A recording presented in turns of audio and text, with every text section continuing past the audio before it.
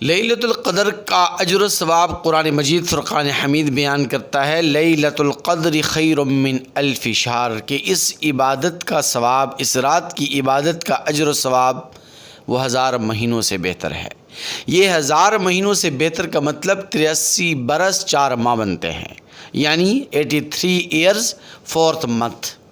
یعنی جو شخص رمضان المبارک کے اس آخری عشرے کی طاق رات کے اندر عبادت کرے گا تو اللہ تبارک و تعالی اسے 83 برس 4 ماہ سے زیادہ عبادت کا اجر و ثواب عطا فرمائیں گے۔ لیکن اس رات کے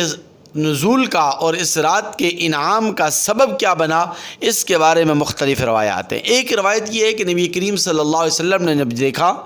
کہ سابقہ امتوں کی عمریں بہت زیادہ ہیں، میری امت کی عمریں بہت زیادہ کم ہیں، تو آقا علیہ السلام مغموم ہوئے، مخزون ہوئے اور کبیدہ خاطر ہوئے، تو اللہ تبارک و تعالی نے انعام کے طور پر یہ رات عطا فرمائی۔ بعض روایات کے اندر آتا ہے کہ نبی کریم صلی اللہ علیہ وسلم نے سابقہ امتوں میں سے کسی ایک مجاہد کا ذکر کیا کہ جس نے 1000 مہینے تک اللہ تبارک و تعالیٰ کے راستے میں مسلسل جہاد کیا، ایک لمحے کے لیے بھی اس نے اپنے جسم سے میدان جہاد کا اسلحہ نہیں اتارا۔ تو نبی کریم صلی اللہ علیہ وسلم مغموم ہوئے کہ میری امت کی عمریں تو اتنی نہیں ہیں، تو وہ اس اجر و ثواب کو کیسے حاصل کر سکتے ہیں۔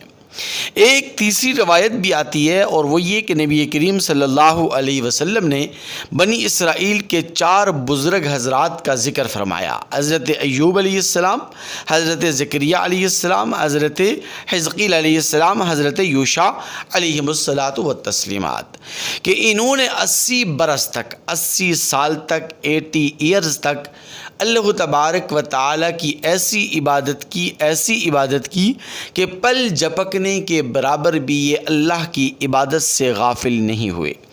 تو صحابہ کرام رضوان اللہ تعالیٰ علیہم اجمعین مچل گئے اور للچاتی ہوئی نظروں سے نبی کریم صلی اللہ علیہ وسلم کی طرف دیکھنے لگے کہ یا رسول اللہ، ہم یہ اجر و ثواب کیسے حاصل کر سکتے ہیں، کیونکہ ہماری عمریں 60 70 سال 50 سال ہیں۔ تو نبی کریم صلی اللہ علیہ وسلم اللہ تبارک و تعالیٰ کی طرف متوجہ ہوئے، تو اللہ تبارک و تعالیٰ نے انعام کے طور پر یہ لیلۃ القدر کی رات عطا فرمائی۔ تو ایک رات کا، اس لیلۃ القدر کی ایک رات کا اجر و ثواب تو 1000 مہینے سے بہتر، یعنی 83 سال 4 مہینے بنتا ہے۔ لیکن اگر کوئی خوش نصیب رمضان المبارک کی آخری پوری 10 راتوں کے اندر عبادت کرے تو اس کے کھاتے میں، اس کے نامہ اعمال میں اللہ تبارک و تعالی 833 برس اور 4 مہینے سے زیادہ عبادت کا اجر و ثواب لکھ دیتے ہیں۔ اور جو شخص رمضان المبارک کے آخری عشرے کے اندر اعتکاف کرتا ہے، یا اعتکاف نہیں کر سکتا لیکن فرض نماز، ایک فرض نماز دوسری فرض نماز کے ساتھ اس اہتمام کے ساتھ ادا کرے کہ ایک فرض نماز پڑھنے کے بعد دوسری نماز کی انتظار میں رہے، چاہے وہ مسجد میں بیٹھا ہے یا گھر بھی جائے یا اپنی دکان وغیرہ پہ جائے، لیکن اس نیت کے ساتھ مسجد سے نکلے کہ جیسے ہی دوسری نماز کا وقت آئے گا میں فوراً مسجد میں پہنچوں گا اور تکبیر اولیٰ کے ساتھ نماز پڑھوں گا۔ تو بخاری شریف کی حدیث ہے، نبی کریم صلی اللہ علیہ وسلم نے فرمایا، لا یزال احدکم فی الصلاۃ ما دامت الصلاۃ تحبسہ، کہ جو آدمی ایک نماز کے بعد دوسری نماز کی انتظار میں رہتا ہے، یعنی ایک شخص کو دوسری نماز جب تک روکے رکھتی ہے تو ایسا شخص نماز ہی کے اندر شمار ہوتا ہے، گویا کہ وہ نماز ہی پڑھ رہا ہے اور نماز ہی کے اندر مشغول ہے۔ اب دیکھیے، عام طور پر جو اعتکاف کیا جاتا ہے وہ جامع مسجد میں کیا جاتا ہے، جہاں ایک رکعت کا اجر و ثواب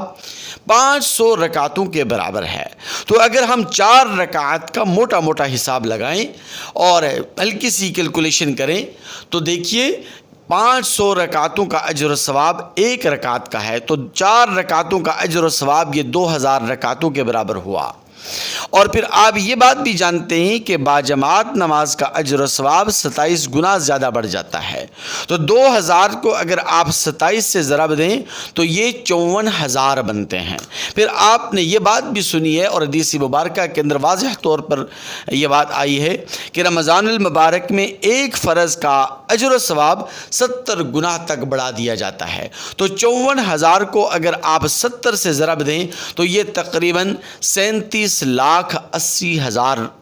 رکعتیں بنتی ہیں۔ یعنی گویا کہ معتکف ہر وقت، ہر آن، ہر گھڑی، ہر لمحہ 37,80,000 فرض نماز پڑھنے کا اجر و ثواب پاتا رہتا ہے۔ میرے مسلمان بھائیوں، یہ میری اور آپ کی کیلکولیشن ہے، یہ میرا اور آپ کا حساب و کتاب ہے، ورنہ اللہ تبارک و تعالیٰ کی ذات اقدس تو وہ ذات ہے کہ جو اس سے بھی زیادہ اجر و ثواب عطا فرمانے والا ہے، کیونکہ اس کے خزانے میں کسی چیز کی کمی نہیں۔ روایات کے اندر آتا ہے کہ ایک مرتبہ حضرت داؤد علیہ السلام نے اللہ تبارک و تعالیٰ سے عرض کیا کہ یا ربا، آپ مجھے وہ ترازو دکھلا دیجئے جس ترازو کے اندر روز محشر آپ بندوں کے نامہ اعمال تولیں گے، جس ترازو کے اندر آپ لوگوں کے اور بندوں کے اور انسانوں کے اعمال تولے جائیں گے۔ اللہ تبارک و تعالیٰ نے فرمایا کہ اے میرے داؤد،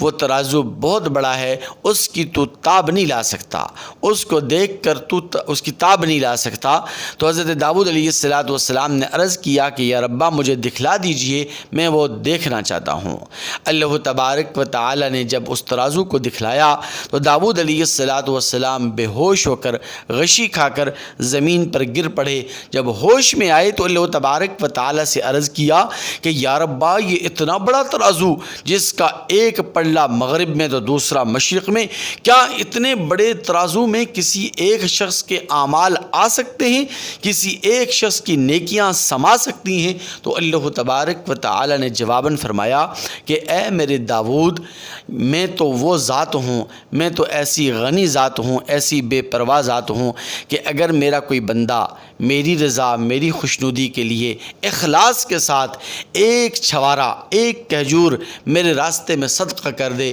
تو میں اس کو اتنا زیادہ اجر و ثواب عطا فرما دوں کہ جس کا اجر و ثواب اور جس کی نیکیاں ان پلوں میں سما جائیں گی۔ اللہ تبارک و تعالیٰ کے خزانے میں کسی چیز کی کمی نہیں ہے، اس لیے رمضان المبارک کے اس آخری عشرے کو قیمتی بنائیں اور زیادہ سے زیادہ نیکیاں حاصل کرنے کی کوشش کریں۔